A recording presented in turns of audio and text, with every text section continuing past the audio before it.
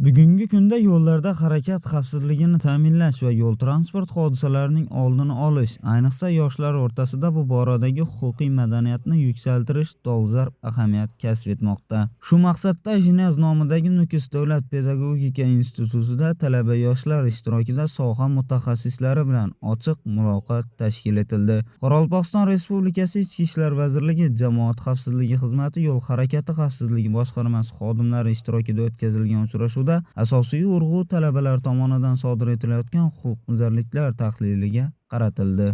Uchrashuvda boshqarmaning axborot guruhi katta inspektori leytenant Tursunboy O'temuratov ishtirok etib, talabalar orasida uchrayotgan qoidabuzarliklar va ularning ayanchli oqibatlariga alohida to'xtaldi. So'nggi vaqtlarda yoshlar ishtirokida yuz berayotgan ayanchli yo'l transport hodisalari, ularning kelib chiqish sabablari va oqibatlari raqamlar hamda hayotiy misollar yordamida tushuntirib berildi.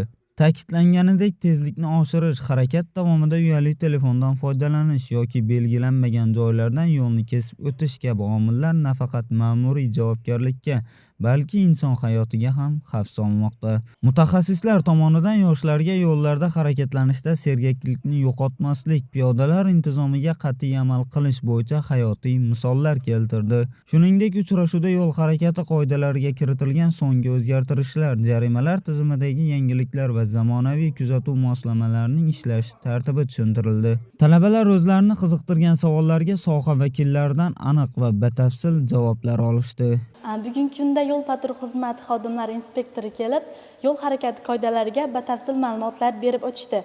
Biz talabalar yo'l patrul xizmati xodimlaridan yo'l harakati qoidalariga batafsil ma'lumot olib, o'zimiz qiziqtirgan savollarni berib, javoblarni to'liq oldik. Uchrashuv savol-javoblarga boy bo'ldi. Talabalar o'zlarini qiziqtirgan savollarga, xususan haydovchilik guvohnomasini olish tartibi, yo'llardagi yangi o'rnatilgan kuzatuv kameralarining ishlash prinsipi va piyodalarning mas'uliyati borasidagi savollarga soha mutaxassislaridan batafsil javoblar olishdi. Bu kabi profilaktik tadbirlar tumandagi barcha ta'lim muassasalarida muntazam davom ettirilishi rejalashtirilgan. Bu kabi targ'ibot tadbirlari yoshlarning huquqiy bilimlarini oshirish bilan bir qatorda ularning ko'cha va yo'llarda o'zini tutish madaniyatini shakllantirishdan muhim qadam bo'lib xizmat qiladi. Zero yo'llardagi hushyorlik har bir fuqaroning xavfsizligi garovidir.